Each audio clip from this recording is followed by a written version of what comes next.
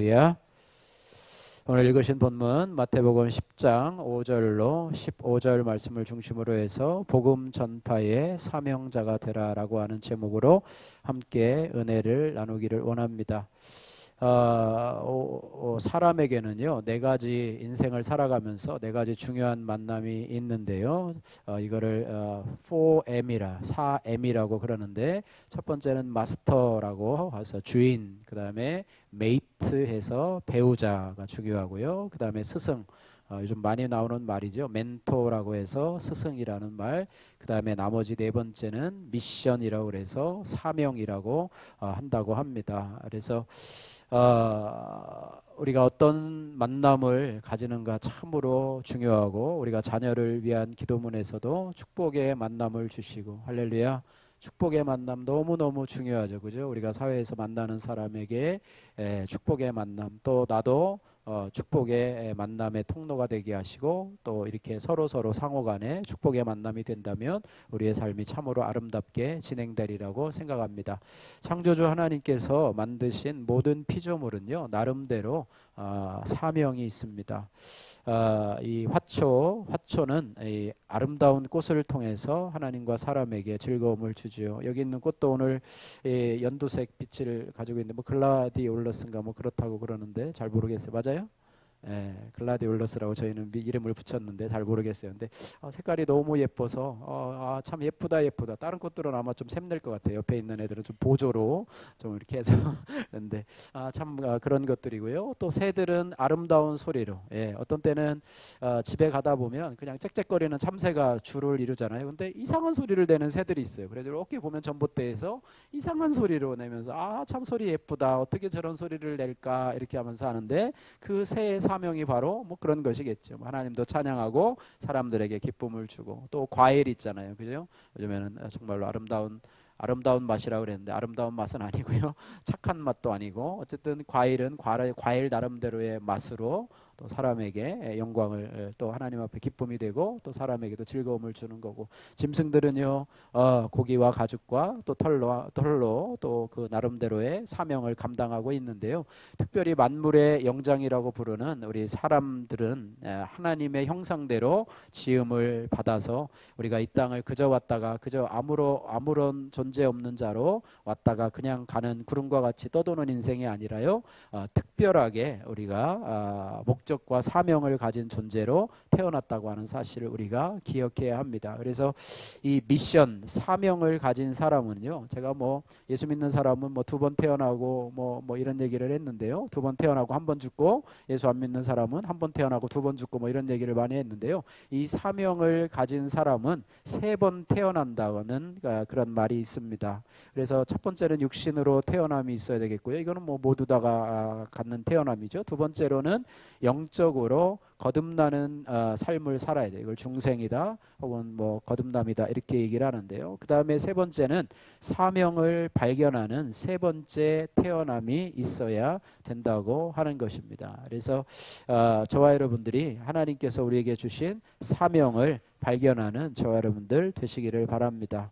그래서 이 사도 바울과 같은 경우도요, 교회를 핍박하고 예수 믿는 사람을 핍박하는 자에서 이제 다메섹 도상에서 예수 그리스도를 만난 후에 이제는 사명자로 새로운 삶을 살아가게 되는데요, 그가 받은 사명으로 살아가는 삶의 모습을 사도행전 20장 24절에서 이렇게 고백을 합니다. 한번 따라해 볼까요? 나의 달려갈 길과 주 예수께 받은 사명, 곧 하나님의 은혜의 복음을 증거하는 일을 마치려 하면은 나의 생명을 조금도 귀한 것으로 여기지 아니하노라. 할렐루야. 많은 분들이 이 구절을 붙잡고 또 평생의 사명으로, 바울의 사명이 나의 사명이다 생각해서 이 말씀을 하는데, 저는 아직도 이 수준이 좀 안 돼서 이 말씀 너무 거창한 말이라 아직도 이 말씀이 아직도 저에게 와닿는다기보다는 감당하기가 어려워서 아직 붙잡고 기도하지는 않는데요, 나의 달려갈 길과 주 예수께 받은 사명, 곧 하나님의 은혜의 복음을 증거하는 일을 마치려 하면은 나의 생명을 조금도 귀한 것으로 여기지 아니하노라. 이 말씀에 뭐예요? 생명을 걸고 운명을 걸고 그의 삶을 다 올인하는 것이죠. 예, 그것이 바로 사명이라고 하는 것입니다. 그래서 일반적으로요, 사명자가 누구인가에 대해서는 간단하게 아주 쉽게 몇 가지로 우리가 분류를 해볼 수가 있는데요. 첫 번째로 남보다 조금이라도 더 가진 것이 내게 있다면 그 사람은 사명자라고 하는 것입니다. 예, 쉽게 얘기하면 내가 남보다 조금 더 배운 지식이 많다라고 하면 그 사람은 사명자라고 하는 것이죠. 또 남보다 더 내가 소유한 물질이 있다고 하면 그것도 역시 사명자이고, 또 남보다 내가 다른 건 몰라도 건강에는 자신이 있다라고 하면 그것도 나에게는 사명이 될 수 있다는 것입니다. 더 나가서 남보다 더 많은 명예, 또 남보다 더 많은 은혜를 하나님 앞에 받았다고 한다면 그것도 역시 사명자라고 하는 사실입니다. 그래서 내가 남보다 조금이라도 더 가진 것이 있다면 그것을 가지고 남들한테 우쭐대고 생색내고 또 다른 사람들을 무시하라고 준 것이 아니라 나의 도움이 필요한 사람들에게 흘려보내라고 주신 하나님의 은혜의 선물이라고 하는 것입니다. 할렐루야. 그래서 우리 교회도 매월 10만 원씩, 또 절기 때에는 20만 원씩 은혜의 강물 헌금을 흘러 보내게 되는데요. 이번 주는 기독신문을 아무리 봐도 그런 어려운 그런 환경들이 없어요. 그런데 어느 목사님께서 이제 서울에서 목회를 하시다가 또 교회에 어려움이 있어가지고 또 이제 고향으로 내려오셔서 몇 명하고 하시다가 이번에 한 5년 정도 쉬시다가 이제 개척을 하게 설립 예배를 드리시는데 여기에다가 은혜 강물헌금을 흘러보내야 되겠다라는 생각을 해서 또 거기에 흘러보내게 됐는데요. 어쨌든 나에게 있는 남보다 더 가진 것을 내 안에 머물러 있게만 한다면 그것이 썩어져서 고인물이 되지만 그것을 남에게 흘러보낸다고 하면 그것이 믿음의 사람으로서 사명이 된다라고 하는 것입니다. 자, 두 번째 사명자가 누구인가라고 하면 남들보다 유난히 더 많은 아픔과 고통을 경험했다고 하면 나는 재수 없는 사람이 아니라 나는 사명자라고 하는 사실입니다.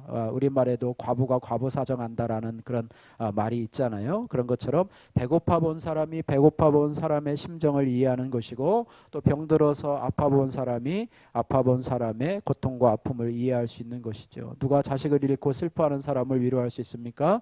그것은 자식을 잃어본 경험이 있는 사람만이 그 사람을 위로할 수가 있게 되죠. 물질로 고통을 당해 보았던 사람은 물질로 고통당하는 사람을 이해할 수가 있는 것이죠. 이것이 바로 사명이라고 하는 거예요. 그래서 우리 성도들의 고통과 고난 속에는요, 숨겨진 하나님의 사명이 있다고 하는 거예요. 그래서 왜 나에게만 고난을 주시는가, 왜 나에게만 이런 아픔을 주시는가 우리가 원망하고 불평하는 것이 아니라 그것을 통해서 그것이 나의 재산이 되고 또 나의 경험이 되어서 다른 아파하는 사람들, 또 힘들어하는 사람들을 위로하고 격려하며 그들을 일으킬 수 있는 사명자로 나를 부르시기 위해서 그런 고난을 주셨다고 하는 사실을 우리가 기억해야 합니다. 세 번째로 마음속에 영혼에 대한 거룩한 부담감이 있는 사람은 바로 사명자라는 것입니다. 이를테면 가난한 사람을 보면 왠지 마음이 고통스럽고 안쓰워서 그냥 지나가지 못하고 뭐라도 좀 줘야 가는 그런 사람이 있죠. 구제의 사명자이고요. 어린아이들만 보면 너무나 사랑스럽고 이뻐서 뭐라도 하나 사주고 가르쳐주고 싶은 마음이 있다면 그 사람은 교사의 사명을 가지고 있는 사람입니다. 예수 믿지 않는 사람만 바라보면 불쌍한 마음이 들어서 아이고 저 영혼 저렇게 살다가 지옥 가면 어떡하나 이런 마음이 든다고, 그리고 그에게 복음을 전해주고 싶은 사람이 있다면 이는 전도의 사명을 가진 사람이고요. 또 외국 여행을 다녀온 후에 그 나라 그 민족에 대한 거룩한 부담이 있다면 이는 선교사의 사명을 가지고 있다고 볼 수가 있습니다. 또한 나라와 민족, 교회와 고통당하는 이웃들을 생각할 때마다 기도하지 않고는 견딜 수 없는 거룩한 부담감이 있다면 그 사람은 중보 기도의 사명을 가지고 있는 사명자라고 하는 것입니다. 뭐 간단하지요. 예, 그래서 어떻게 보면 오늘 본문은요, 예수님께서 이 12제자를 불러서 그들에게 사명을 주시는 그런 장면이시거든요. 그래서 사명을 주시기 전에 하나님은 그들에게 알맞는 권능을 주시는 하나님이십니다. 오늘 1절 말씀, 오늘 본문은 아니지만요, 1절 말씀 연결되는 부분이라 같이 한번 읽어보도록 하겠습니다. 예수께서 그의 12 제자를 부르사 더러운 귀신을 쫓아내며 모든 병과 모든 약한 것을 고치는 권능을 주시니라. 아멘. 12 제자를 부르사 가서 복음 전해라 라고 말하지 않고 어떻게 해요?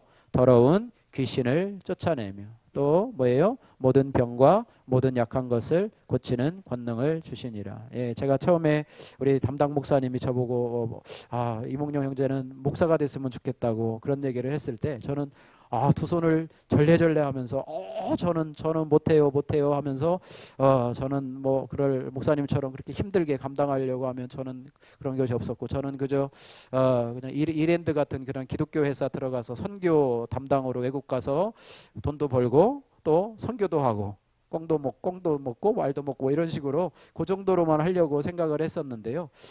목회자가 된다고 생각하니까 뭐 그런 생각이 들었어요. 야, 어떻게 평생 설교를 어떻게 다 준비해가지고 그 설교를 어떻게 하지?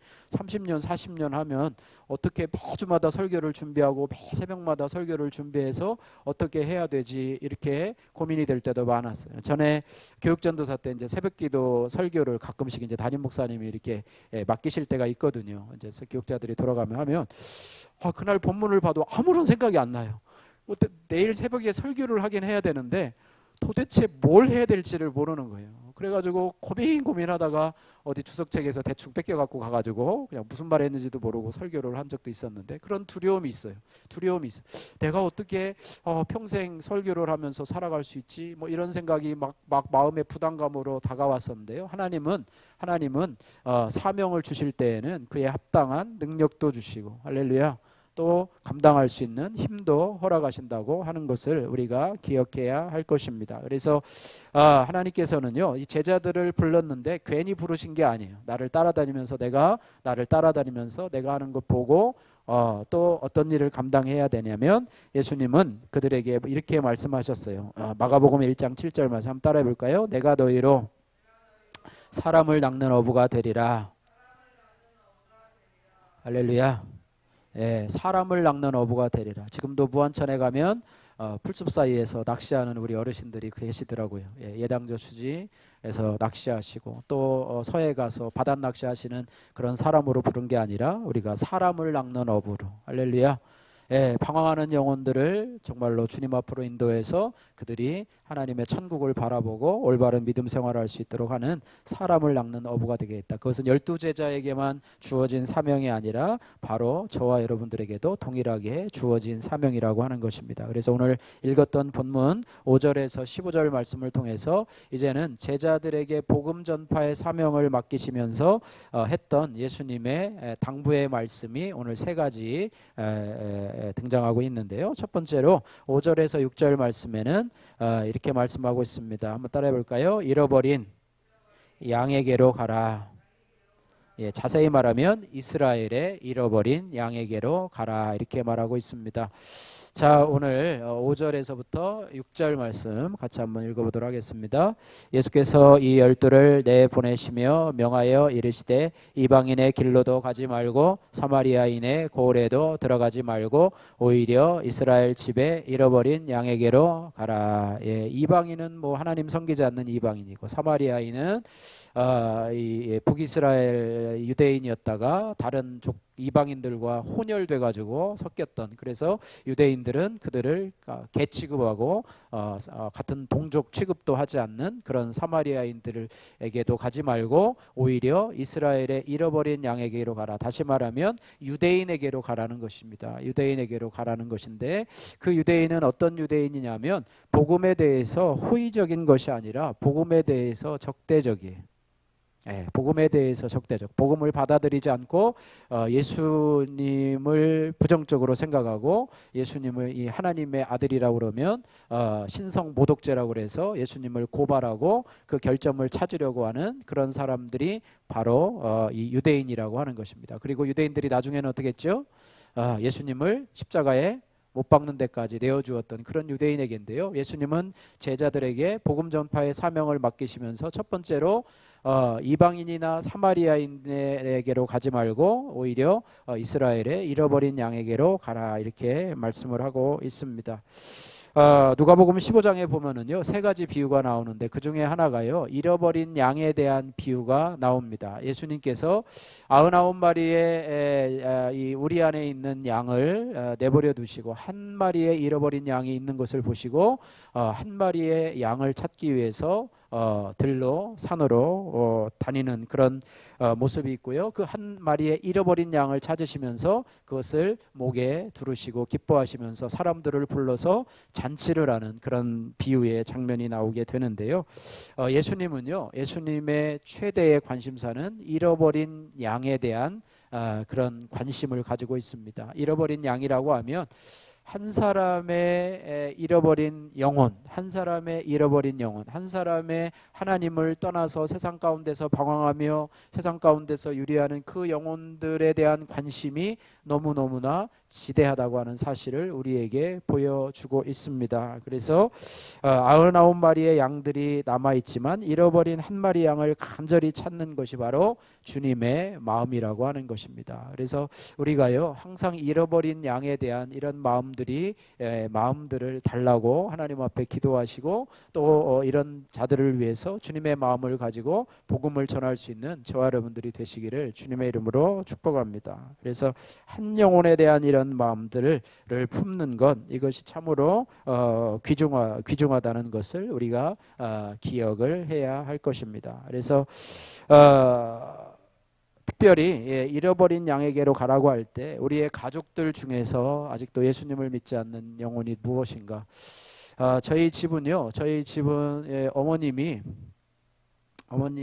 당진에서 이제 시집을 오셨어요. 저희 이제 여기 사삽교인데 당진에서 시집을 오셨는데 예수님을 안 믿는 집안이고 지금도 외삼촌이나 그 집안들은 불교 골수분자예요. 근데 어머님이 이쪽으로 이사를 오셨는데 그 옆에 저희 아버님의 그 큰아버지죠. 그분이 예수를 믿었었는데 옆집에 살면서 복음을 전하셨나 봐요. 그래서 어머님이 이제 교회를 다니시기 시작하면서 우리들도 교회를 보내기 시작했고 또 일이 바쁘면 어머님은 교회 가지 못하고 또 우리들을 교회에 가라고 보내시고 또 11조는 못하면 또 이제 어떤 때는 또 싸르란 푸대 해가지고 우리 보고 갔다가 교회에 갔다가 11조라고 생각을 하셨나 봐요. 그렇게 해서 다녔는데요.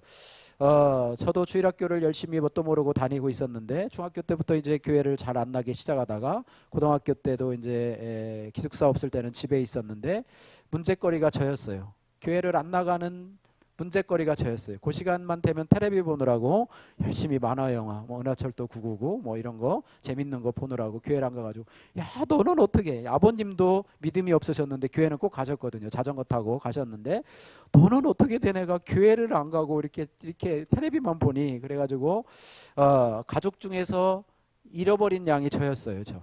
큰형님은 목회자이셨고 둘째 형님은 열심히 신앙생활 하셨고 막내 형님도 뭐 교회 다니셨고 뭐 지금은 저보다 좀 신앙이 못하긴 하지만 그래서 가장 잃어버린 양이 저였던 것을 기억하면서 아마 제가 그럼에도 불구하고 아마 주위에서 큰형님이나 어머님이 늘 기도하셨던 것 같아요. 외지에 나와서도 교회 안 다니는 걸 알았는데도 불구하고 늘 기도하면서 참아주셨던 그 모습을 기억하면서 이렇게 합니다. 그래서 우리의 가족들 중에서도 잃어버린 양이 있다면 여러분들이요 그 잃어버린 양들을 그저 버려두지 마시고요 여러분 꼭 기도하시고 할렐루야 기도하면 반드시 돌아옵니다. 그리고 그들을 위해서 수고하는 노력들로 우리가 해야 됩니다. 우리 교회 특징 중에 하나가 뭐냐면 우리 주정원금을 보시면 교회 안 나오시는 분들의 이름이 많이 있어요. 그래가지고 교회는 안 나오시는데 주정원금에는 이렇게 다 등장을 하고 있는 것을 보게 되는데 그것도 어떻게 보면 그들의 영혼을 구원하고자 하는 그런 소망이 아닌가 이런 생각이 들어서 하나님이 아마 기쁘시게 보지 않을까 이런 생각을 하고 있는데요. 잃어버린 양 우리 주위의 가족들 또 내 주위의 직장 동료들 중에서도 여러분 그냥 흩어보내지 마시고 잘 안 되고 복음을 잘 자꾸 이렇게 거부하고 한다 할지라도 그들에게로 가라고 하는 제자들에게 주신 사명이 바로 저희들에게 주시는 말씀으로 여러분들 알고 여러분 기도 제목 속에 꼭 집어넣으시고 또 여러분이 힘들고 어려울 때마다 그들이 힘들고 어려울 때마다 그들에게 돕는 자가 되어주셔서 정말로 물질로 또 시간으로 또 여러분의 사랑으로 나눠주시는 그런 은혜가 있기를 주님의 이름으로 축복합니다. 적용의 말씀입니다. 예수님을 거부하는 우리 가족이 내가 복음을 전해야 할 최우선 대상을 인정하며 그를 위해 수고하십니까? 이런 적용의 말씀입니다. 두 번째로요, 오늘 7절에서 10절 말씀에 예수님은 복음을 전파하는 사명을 주시면서 무엇을 전해야 할 것인가에 대한 내용도 알려주시는데요, 아주 간단하게 한마디 말씀만 해주십니다. 오늘 7절에서 10절 말씀, 7절 말씀, 7절 한 절만 읽겠습니다. 7절 시작. 가면서 전파하여 말하되 천국이 가까이 왔다 하고, 천국이 가까이 왔느니라. 예수님이 복음을 전하시면서도요, 천국이 가까웠느니라 이 말씀을 제일 먼저 하셨는데요, 제자들에게도 가서 복음을 전파하라고 말씀하시면서도 천국이 가까이 왔느니라 이렇게 말해요. 우리가 복음을 전하면은요, 천국과 지옥에 대해서 말씀하잖아요. 근데 가장 먼저 부딪히는 말이 뭐냐면 천국이 어디 있어? 지옥이 어디 있어? 네가 가봤어? 죽어서 가봤어?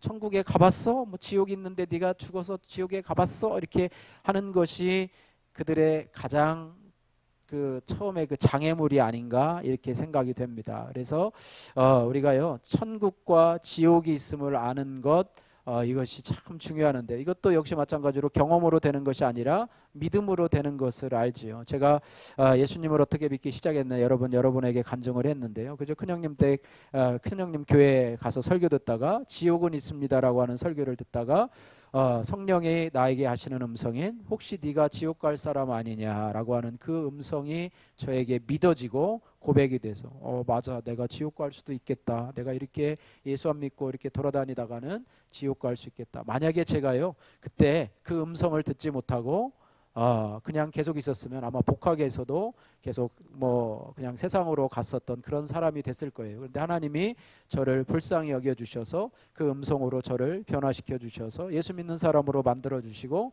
지금까지 예수 믿는 사람으로 이렇게 불러주신, 부모님들이 아무리 가라고 해도 형들이 아무리 뭐라고 해도 말도 듣지 않았는데 그 음성 하나에 저를 변화시켜 주셔서 그래, 혹시 나도 지옥 갈지 모르겠다, 이제부터 교회 다녀야 되겠다 이렇게 하면서 교회 다니면서 말씀 듣다 보니까 이제는 예수님이 나를 위해 죽어주셨고 또 천국이 있음을 알게 되고, 이렇게 하면서 믿음이 성장하고 또 이렇게 말씀을 전하는 사역자로 부름을 받게 된 것이라고 하는 것입니다. 그래서 천국이 가까이 왔다. 그래서 이 복음을 전하는 자의 사명은 천국이 있음을 알려주는 것이다. 이 세상이 끝이 아니라 천국이 있고 지옥이 있다. 이 세상이 끝나서 없어지는 것이 아니라, 물론 짐승들이나 동물들은요 천국과 지옥에 대한 그런 것이 없죠. 죽으면은 그냥 끝이죠. 요즘에 반려동물들이 있어가지고요, 그 반려동물들이 죽으면 요즘에는 그런 말도 한대요.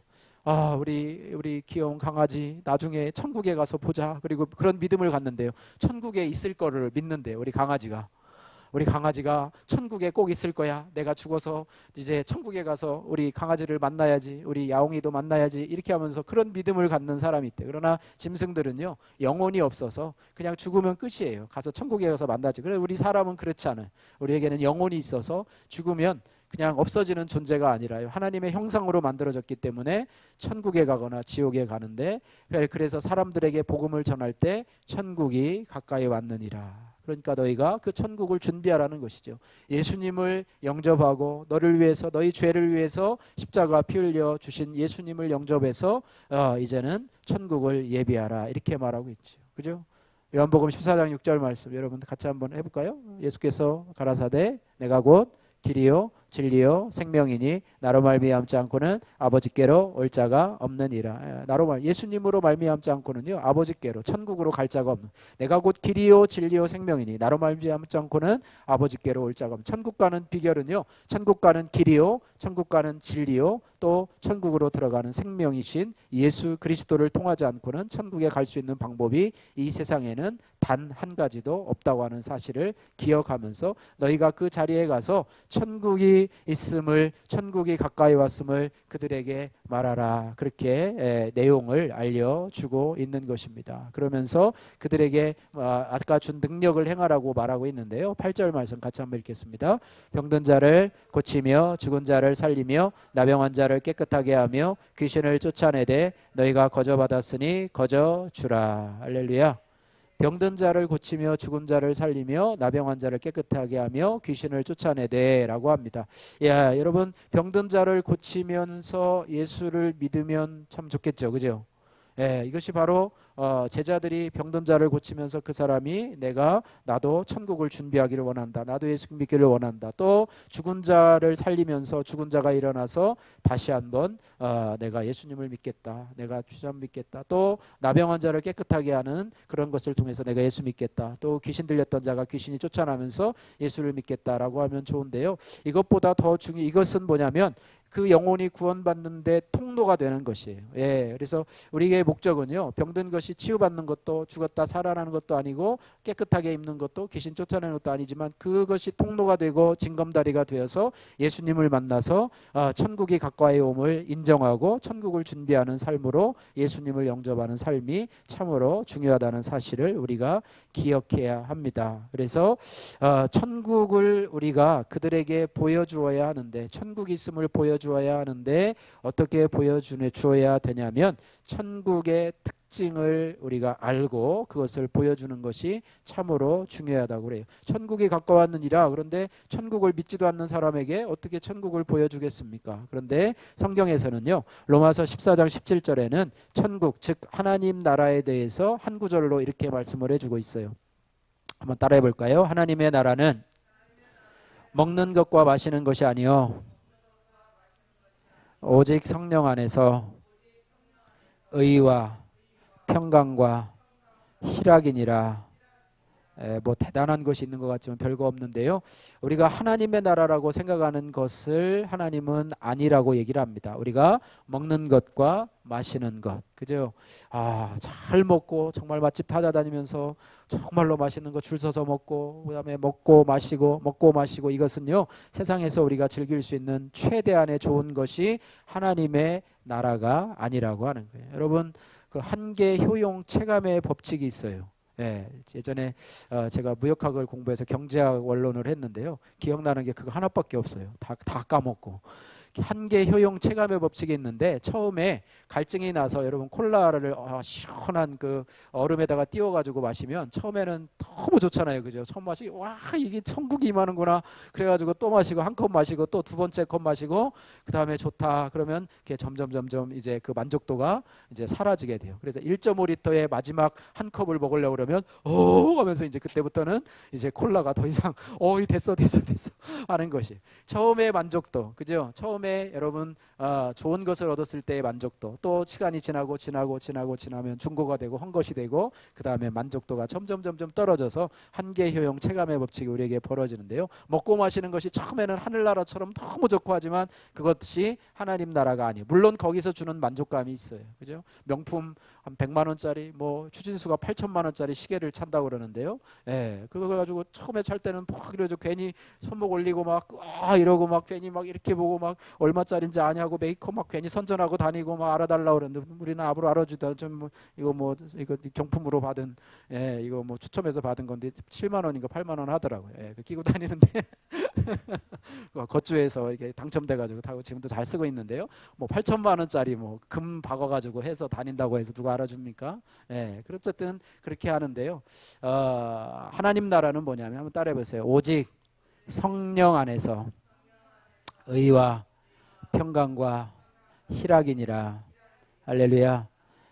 하나님 나라는요, 세상의 어떤 것을 소유함으로 얻어지는 것이 아니라요, 성령 안에서, 성령은 우리 안에 예수님을 영접할 때 우리 안에 내주하시는 분이 바로 성령이신데요, 성령 충만해서 우리 안에 의와, 정죄가 아니고요, 의와 평강과 기쁨, 희락이 우리 안에 있을 때 그것이 바로 이 땅에서 누리는 하나님의 나라라고 하는 것입니다. 그래서 하나님의 나라라고 하는 것은요, 우리가 죽어서 가는 천국도 있지만은 우리가 이 땅에서 하나님의 다스림과 통치를 받는 이 땅에서의 현재적인 의미의 하나님의 나라가 있고, 그 다음에 세 번째는 마지막 종말론적으로요, 하나님이 사단의 세력을 다 멸하고 이제는 영원한 하나님의 나라, 완전한 하나님의 나라를 이루는 그 세 가지 개념이 있는데, 우리가 지금 생각하는 나라는요, 현재적으로 하나님의 나라를 이루는 것이라고 하는 것입니다. 그래서 예수 믿는 것은요, 다른 것이 아니라요, 하나님의 통치를 받는 것, 하나님의 다스림을 받는 것, 이것이 바로 예수 믿는 것입니다. 할렐루야. 예수 믿는 거 교회 와서 뭐 예배 참석하고 헌금하는 게 아니라요, 그전에는 내가 내 스스로의 주인이었어요. 아까 인생에서 가장 중요한 만남 첫 번째 마스터라고 그랬는데요, 주인이에요. 주인이 나였을 때에는 내 마음대로 생각하고 내가 가지고 있는 지식과 네트워크를 통해서 살았다고 하면, 이제는 그 예수님께서 나의 주인이 되어 주셔서 내가 그분의 통치를 받고 다스림을 살아가. 근데 어떤 분들은 그것이 괴로운 것이고 속박당한다고 생각하지만, 그것이 진정한 자유이고 또 우리에게 평화를 준다라고 하는 사실을 우리가 기억해야 돼요. 그래서 예수님을 영접한다는 것은 무엇인가 하면, 내가 나의 주인이었던 사람이 내 속에 있는 가장 중요한 자리에서 내려와서 이제는 그 자리에 나를 위해서 십자가 피 흘려 주신 하나님의 아들 예수님을 그 보좌에 모시고 이 땅을 살아가면서 말씀의 다스림, 성령의 다스림을 받고 살아가는 것, 이제는 그렇게 살아가기로 결심하고 내 인생의 주인을 바꾸기로 결심하는 것, 이것이 바로 예수 믿는 사람이라고 하는 것입니다. 할렐루야. 그런 은혜가 저와 여러분에게 있기를 소원합니다. 적용의 말씀입니다. 내가 누리면서 사는 천국은 어떤 모습입니까? 그것을 다른 사람에게 어떻게 보여주겠습니까? 세 번째로 간단하게 말씀을, 세 번째 따라해 보세요. 평안하기를 빌라.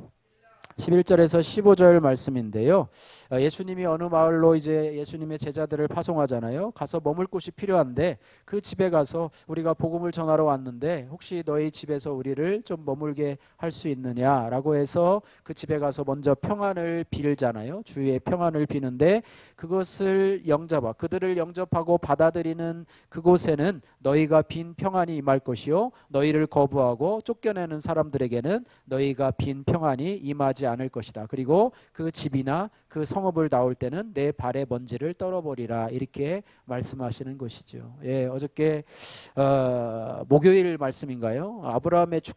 아브라함의 축복에 대한 말씀 여러분 기억하시나요? 저는 그날 그 말씀이 너무 좋아서 제가 좋아하는 말씀이에요. 너를 아브라함에게 축복하잖아요, 그죠? 창세기 12장 3절 말씀에 내가 너를 축복하는 자에게 축복하고 너를 저주하는 자에게는 저주하겠다, 이렇게 말씀하고 있는데요, 그 말씀이 우리에게 큰 위로가 됩니다. 그러니까 너를 다른 사람이 축복하면 나도 그를 축복하겠고, 그죠? 너를 축복하는 자를 내가 축복하겠고, 너를 저주하고 영접하지 않는 자를 내가 그도 저주하겠다라고 하는 말씀을 보면서 우리가 얼마나 존귀한 존재인지, 할렐루야, 우리가 얼마나 존귀한 존재인지. 그래서 저희도 지난번에 1차 우리가 이제 교회 이전하면서 저희도 이제 이렇게 기도 제목을 요청해서 보냈는데요, 거기에서 거부하는 사람이 있고요, 거절하는 사람이 있고, 또 헌금해 주는 사람이 있어요. 그러면 하나님이, 제가 그 말씀을 생각을 해요. 너를 축복하는 자, 이 교회를 축복하고 하나님 앞에 그 교회가 쫓겨난다고 생각하고 건물도 없는 이 교회에 대해서 불쌍히 여기고 헌금을 주는 자에게는 내가 뭘 하겠다? 그를 축복해 주겠다. 예, 그리고 거절하는 자에게는, 오늘 복음을 전하겠다고 그 집에 들어가는데 거절하는 자에게는 그 집에 내가 임한 평안이 임하지 않고 오히려 내 발에 먼지를 떨어버리라고 하는 것처럼 그런 것을 가지고요, 내가 그 헌금해 준 분들한테 내가 일일이 다니면서, 여러분 뭐 경조사나 무슨 이런 어떤 뭐 결혼식 하면은 그런 말을 하잖아요. 이렇게 하잖아요. 우리 품앗이잖아요. 서로 품앗이라, 이번에 해주셔서 정말 감사합니다. 다음에 경조사가 있으면 꼭 알려주시면 제가 꼭 가겠습니다. 그래서 거기서 5만 원 하면 나도 5만 원 하고, 거기서 10만 원 하면 나도 10만 원 하고, 뭐 그렇게 하잖아요, 그죠? 얼마 있나 이렇게 보고 하잖아요. 근데 저희 교회는 어떤 형제가 지난번에 800만 원을 헌금했어요. 사랑의 교회 다니는 우리 전에 이제 예전에 청년부 때 이제 후배였었는데 그 형제 부부를 이번에도 가서 이제 그 사랑의 교회 섬김의 날을 가서 이제 그 형제를 만났는데 이게 그 부인이죠. 거기도 같은 교회에 있었는데 800만 원을 헌금을 했어요. 그럼 제가 다음에 800만 원을 또 똑같이 해야 되는 돈이 어디 있어요? 근데 누가 축복해 주세요? 하나님이 축복해 주세요. 할렐루야. 어떤 교회는 큰 교회예요. 가서 점심 식사를 대접을 받았어요. 형님, 우리도 힘듭니다.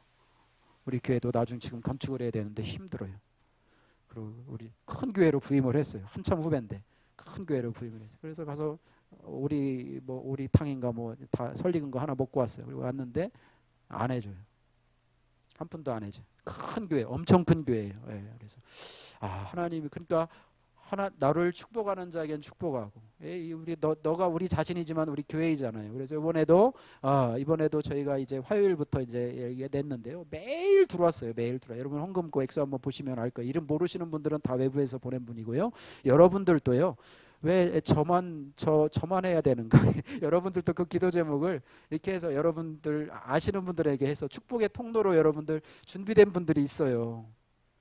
어떤 분들은요 헌금하고 싶은데 어디다 헌금할 데 없어가지고 마지막 날에 연말 정리제 그 사랑의 헌금 이렇게 빨간 거 하는 거 그거라도 타려고 거기다 헌금하시는 분도 있는데, 여러분 이렇게 귀한 일에 여러분 작은 교회를 살리고 힘든 그런 걸 하는데 여러분의 네트워크를 통해서 여러분을 하시면은요 해도 되고 안 돼도 돼요. 그러나 하시는 분들에게는 하나님의 복이 그들에게 임하는 기회를 주는 것이죠. 그래서 여러분들도 하셔서 제가 모르는 이름들도 여러분 우리 교회 계좌로 좀 들어왔으면 좋겠어요. 할렐루야.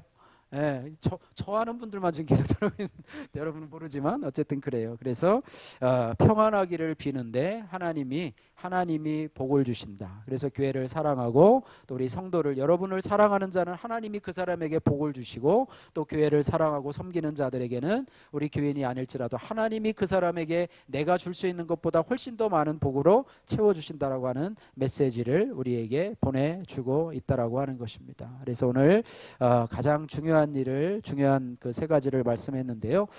말씀을 정리하면서 여러분 할 일이 없으면 죽는다고 하는 그런 말, 사명자는 죽지 않는다. 한번 따라해보세요. 사명자는 결코 죽지 않는다. 할렐루야. 누구든지요 할 일이 없어지면 노쇠하고 죽게 된다. 아무리 힘들어도 할 일을 놓지 않고 있으면 산다라고 하는 것입니다. 아우슈비츠 수용소에서요 날마다 한 컵의 물이 주어지는데 어떤 사람은 한 모금을 다 마시지 않고 한 모금을 남겨서 날마다 면도를 한 사람은 살았고, 그렇지 않은 사람은 다 죽었다는 그런 이야기가 있는데요. 아우슈비츠 수용소에서도 할 일이 있는 사람은 살아났고 할 일을 잃은 사람은 죽었다라고 하는 것입니다. 유명한 미국의 전도자 무디는요, 이 정말로 엄청난 많은 사람들을 전도했는데요. 이 사람은 전도함으로 이 악한 세상을 변화시킬 수 있는가라고 하는 질문에 대해서 어떻게 대답을 했냐면, 하나님은 나에게 전 세계를 개혁하라고 하지 않으셨습니다. 세상은 도저히 구할 수 없는 난파선과 같습니다. 그렇지만 하나님이 나에게 주신 구명대로 가능한 한 많은 사람을 나의 그 배로 구해야 한다, 이렇게 말하고 있습니다. 그래서 우리 예수 믿는 사람은요 어디에서나 사회의 악을 제거하기 위해서도 애를 써야 하지만 가장 중요한 것은 내가 할 수 있는 대로 내 주위에 있는 사람을 구원하는 일이 우리의 사명임을 기억하시기를 주님의 이름으로 축복합니다. 말씀을 마치겠습니다. 주께서 우리를 부르시고 구원해 주신 것은 영혼 구원을 위해 사명 감당한 것임에도 불구하고 우리는 어떻습니까? 이 사명을 감당하기보다는 그저 이 땅에서 형통함만을 바랐던 저희들의 삶이 아닌가 돌아보시기를 바라고요. 특별히 우리에게 맡겨주신 가족을 구원으로 이끌기 위해 아낌없이 노력을 해야 함에도 불구하고 그저 방치해 두었던 우리의 모습은 없는지 돌아보시기를 바라고, 또한 부모로서 우리의 자녀들이 세상의 잘못된 가치관을 갖고 살아가지 않도록 복음을 늘 전하고 삶으로 본을 보이시는 저와 여러분들 되시기를 주님의 이름으로 축복합니다.